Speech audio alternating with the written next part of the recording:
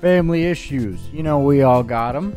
We all have them. You're going to have to go to Christmas or Thanksgiving or whatever holiday you celebrate, and you know you're going to have to hope that that one family member doesn't come up to talk to you. You see him, and you just hope that there's no crazy shit this year.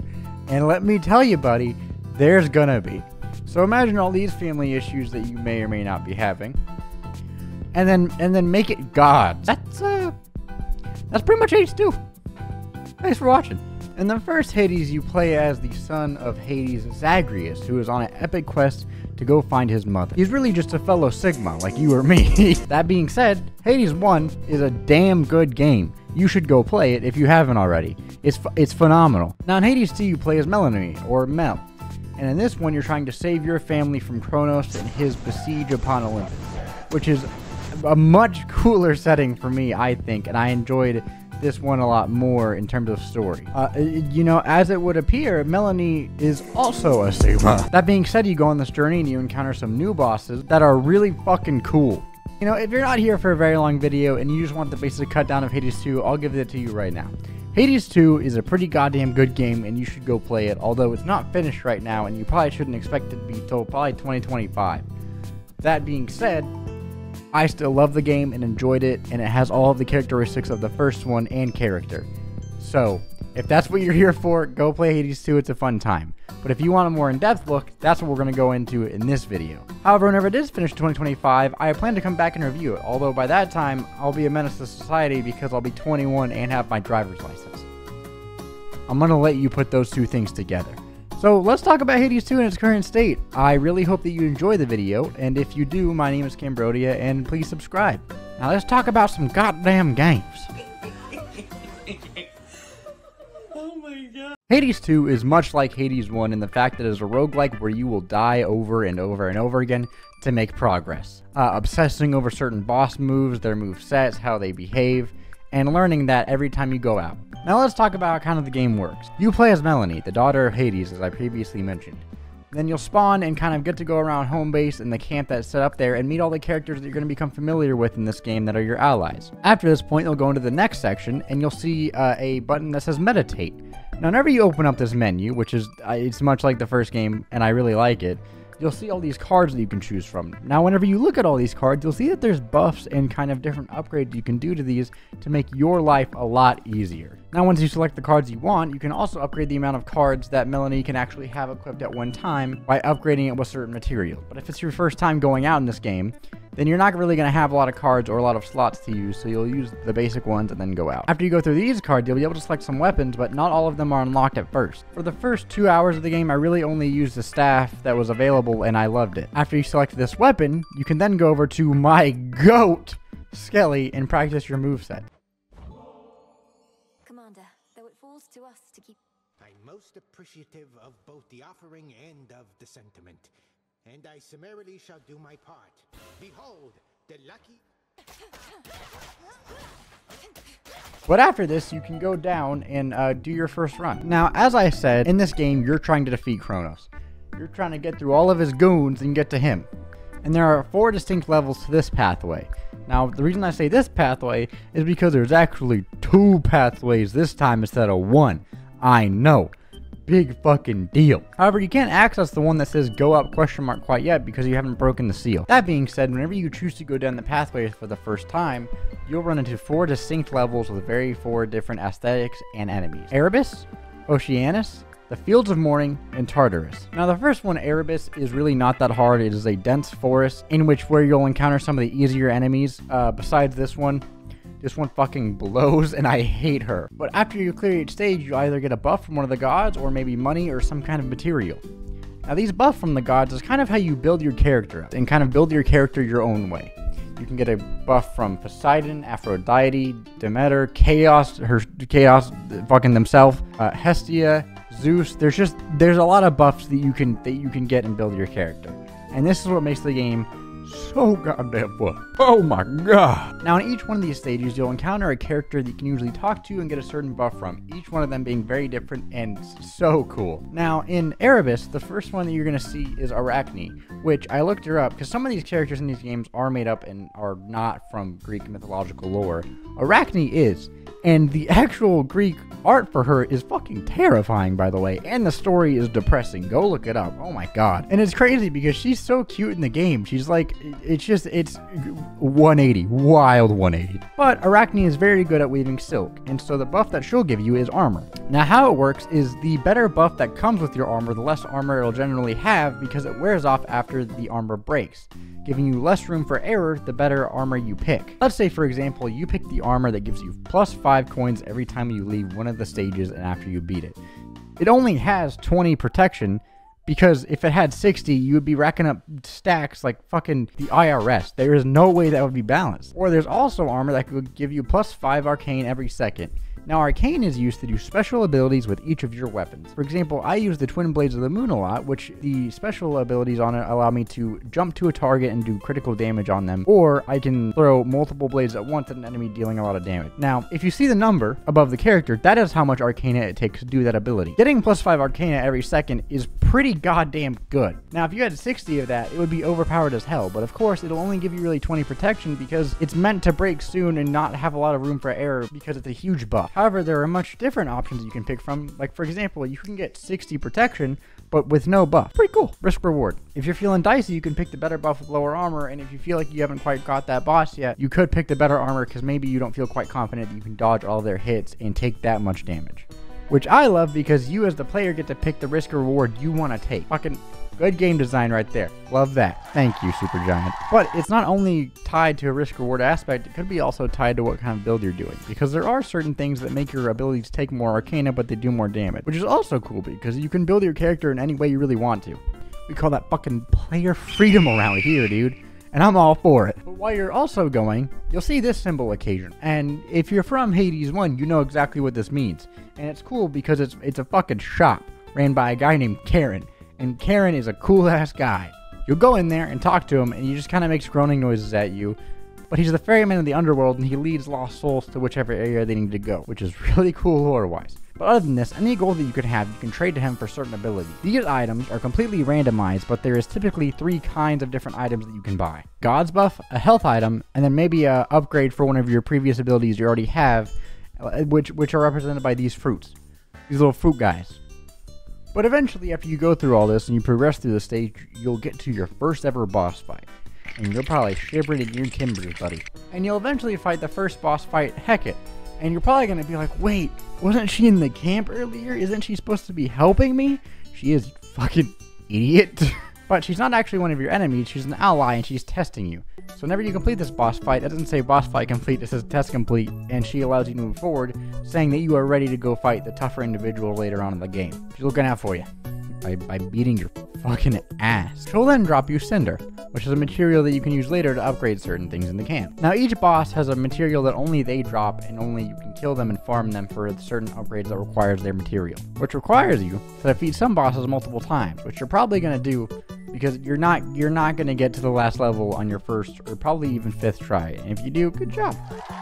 Give you a round of applause for that, because I didn't do that. But after you get this material to craft some certain incantations, you're going to go through a middle level, which is a transition from Erebus to Oceanus. Now in this stage, you can heal from fountains and change out your keepsakes. Now keepsakes are items that you get from each character by gifting them some ale. Now this is one of the materials that you can farm in the previous stage, and you'll see the symbol on the doorway. But whenever you give it to certain characters, they'll give you a keepsake, which gives you a certain buff for certain things. Some of them will make the next boss have less health and take more damage. Some of them will make you do more damage to the last guy that vanquished you, and some of them will just give you more health.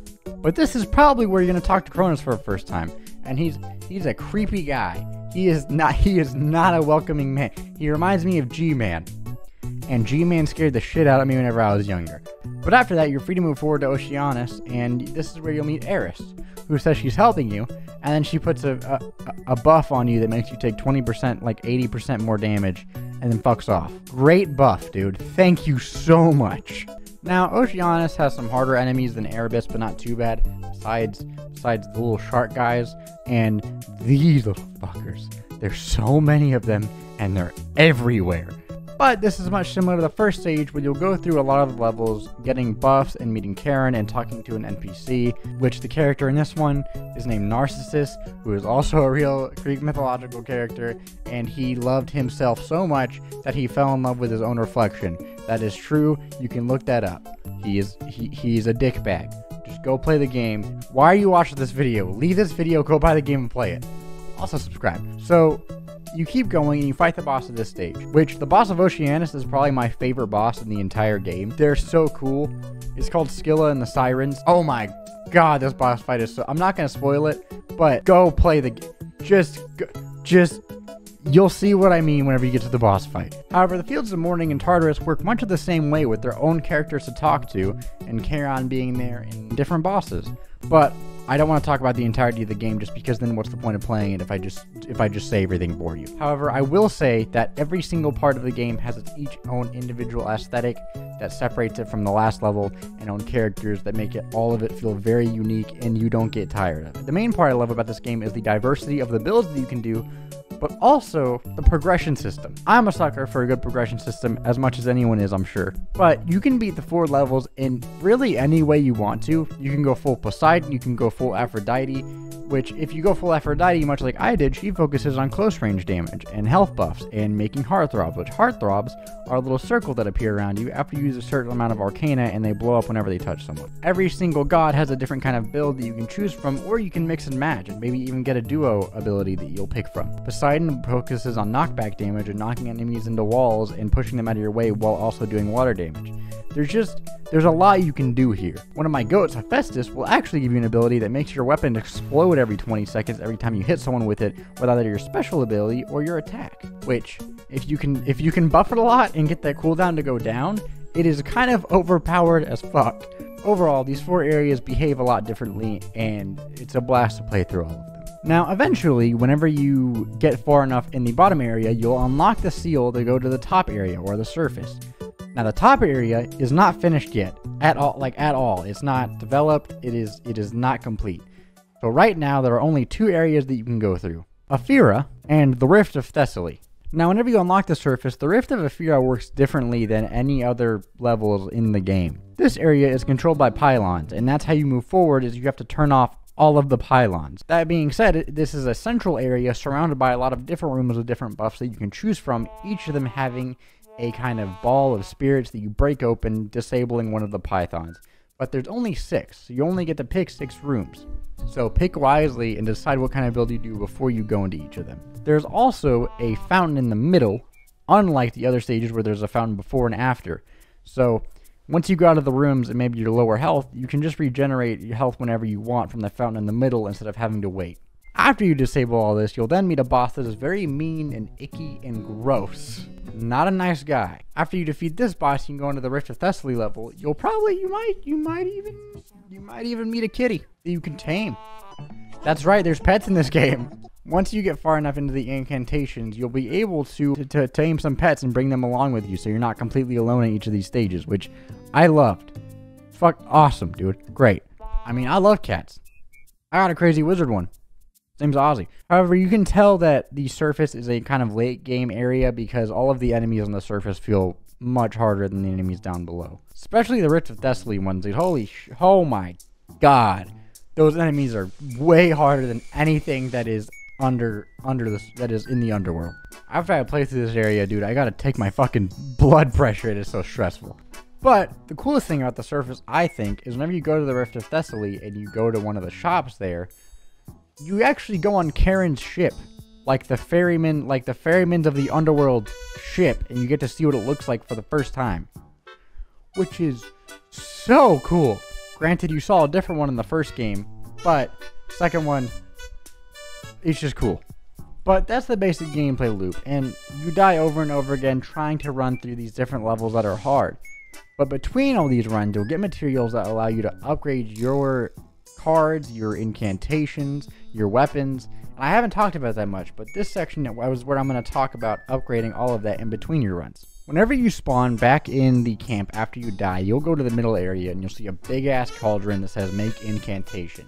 This makes the game a lot easier for you whenever you are able to harvest plants and use the materials from the runs to actually upgrade and make these incantations. The point of all these incantations and upgrading the cards with the materials that you gathered is to really give you more room for error so you don't have to play as perfectly as you did the run before. And inch by inch, percent by percent, you make it farther and farther by giving yourself just that tiny little advantage that you didn't have before. Whether it be regenerating 3 health or 2 health every time you enter a new room. Upgrading your total health pool by 4 every time you enter 4 different locations. Hell, dude, Death Defiant is like a must-have in this game for me, because I'm not that guy. Or unlocking sanctuaries. As I previously mentioned, you're only allowed to heal before and after each stage. But you can unlock sanctuaries that are actually a middle point in each stage where you can also heal, allowing you just to heal more and take more damage and just not have to play as perfectly.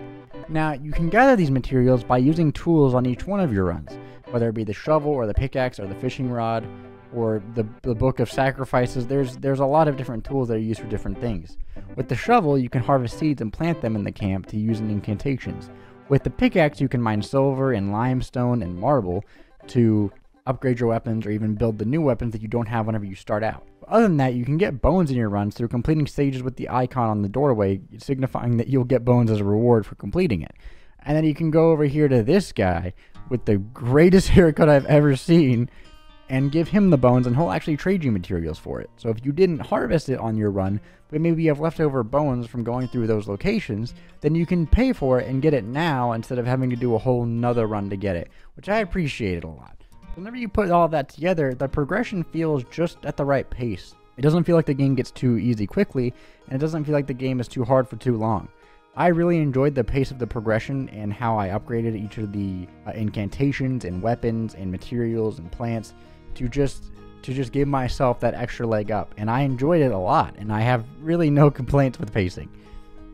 But that's what I got addicted to, is that sense of moving forward and getting better. This game is really good, and it is most definitely worth your time. So if you haven't picked up Hades 2 yet, I would recommend it, and if you haven't played the Hades series at all, go back to the first one and then play it, and then come to the second one and try it out. By the time you beat the first one and come to the second one, it'll probably be further in the development cycle. My name is Cambrodia. I hope that you guys really did enjoy this video, and if you did, please subscribe. I mean, every part of this game, it was perfect for me, from the voice acting to the art style to the gameplay.